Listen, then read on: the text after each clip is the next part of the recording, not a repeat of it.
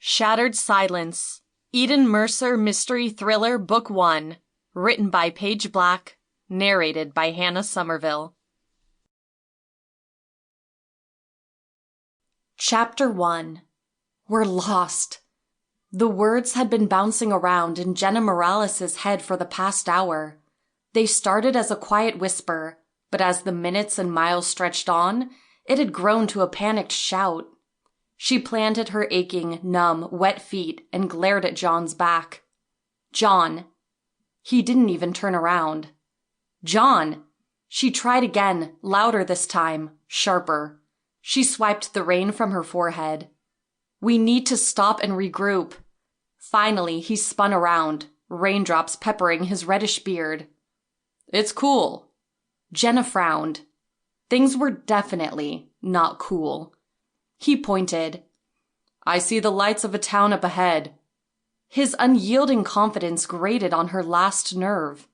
She shook her head, unconvinced. What town? Had John's shortcut veered them closer to the coast than she'd realized? She squinted, barely making out the faint golden light peeking between the tall, straight trunks of the pines. I don't think that's a town. For one thing, there weren't lights. Just one. Still, maybe they were closer to civilization than she dared hope. As he'd done all day, John ignored her misgivings and tromped onward. I'm going to climb the hill and check it out. It's definitely a town. She rolled her eyes at the back of his rain slicker and muttered to herself, Of course he knows better than me. That's why our day hike has turned into this 6-hour death march.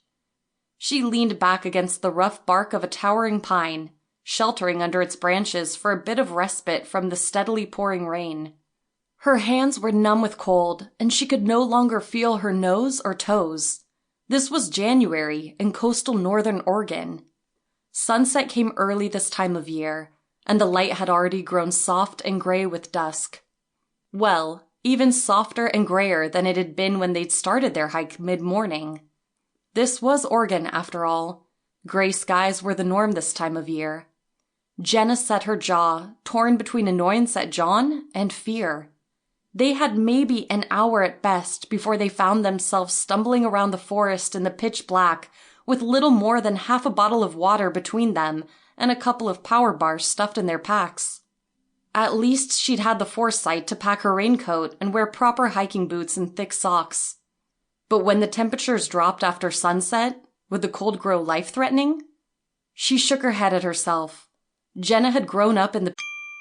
Sample complete. Ready to continue?